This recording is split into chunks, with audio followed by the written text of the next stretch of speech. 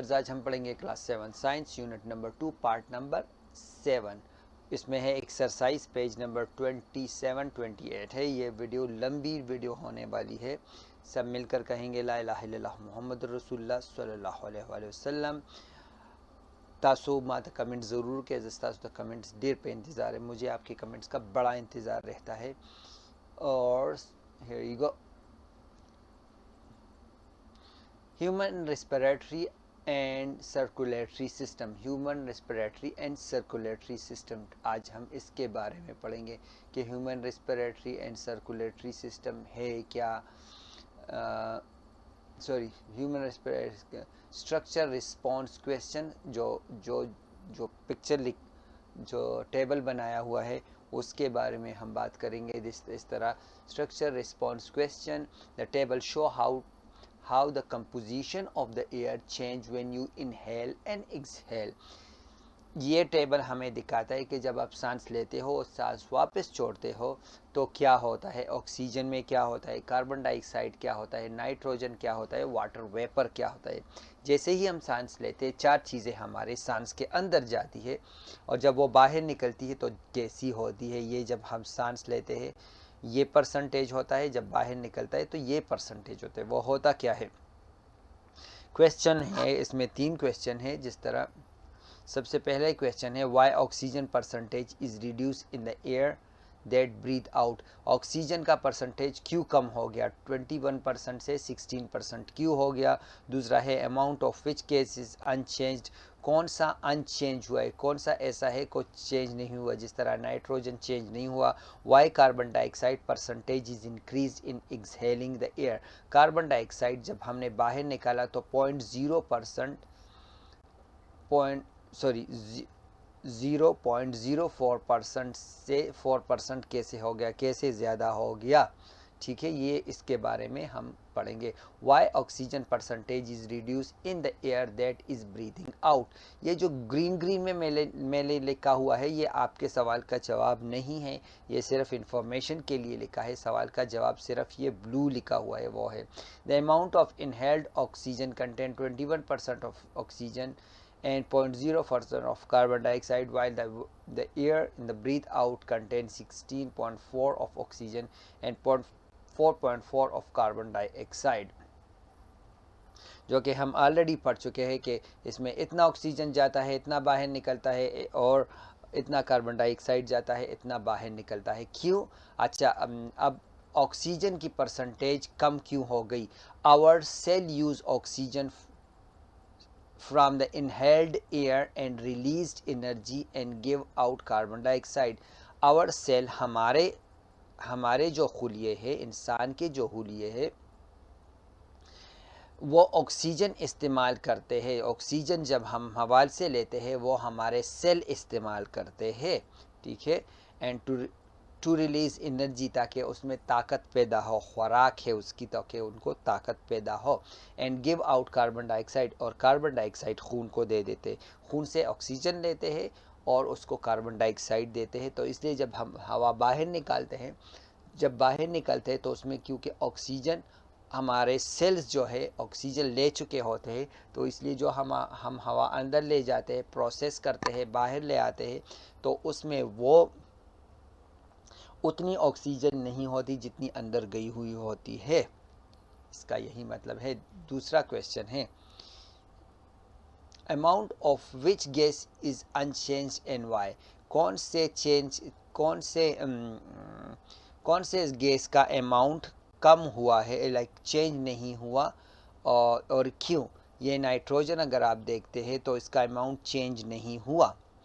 The amount of nitrogen does not change because the human body doesn't need any nitrogen, that's why it's come out in the same amount।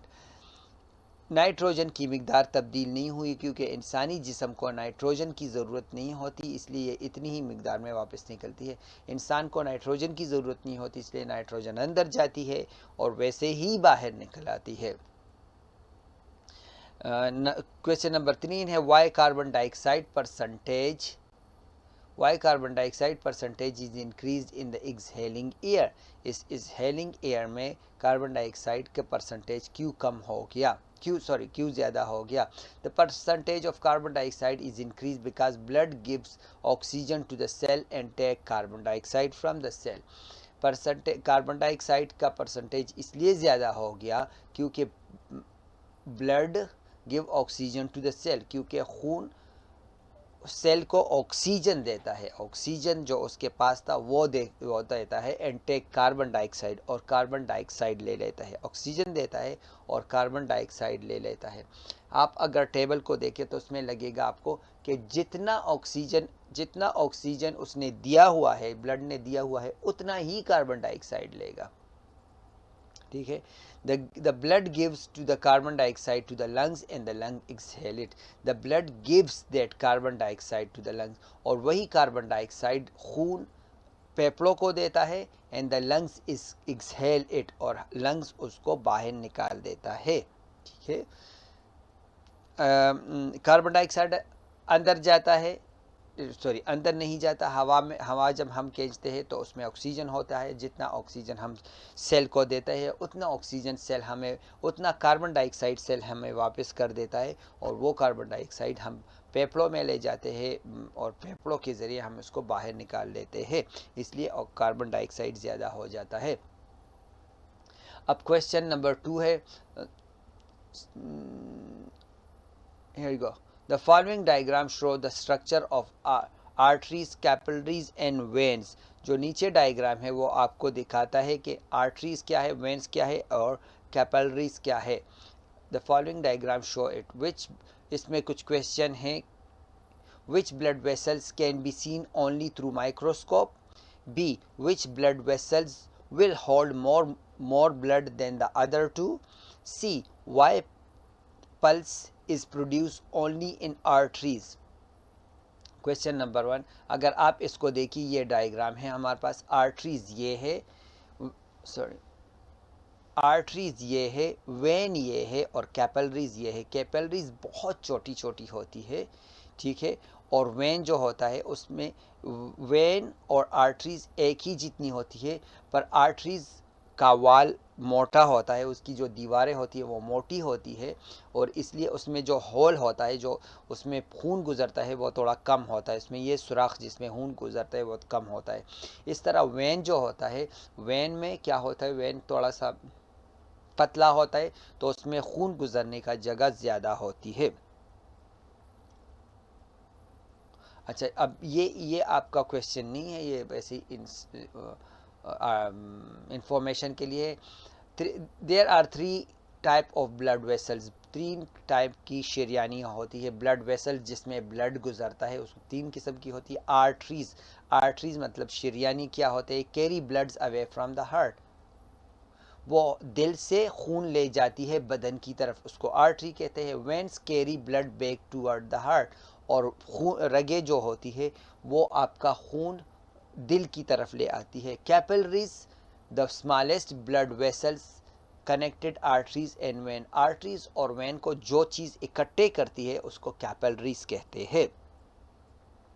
Arteries अलग चीज़ है, when अगर आप अपने हाथ में देखो तो आपको वेन्स नज़र आती है, आपको रगे नज़र आती है, पर आपको आर्टरी जो शरियानी होती है मोटी मोटी वो नज़र नहीं आती, वो जिस्म में बहुत कम होती है, और वेन्स जिस्म में बहुत होते हैं।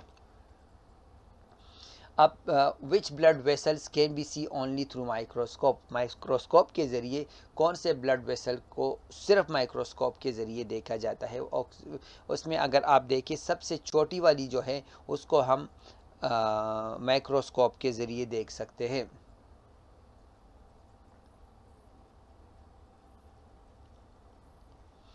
We can see capillaries through the microscope because they are very small. हम सिर्फ कैपिलरीज को माइक्रोस्कोप के ज़रिए देख सकते हैं because they are very small, क्योंकि वो बहुत छोटे होते हैं। Which blood vessels will hold more blood than the other?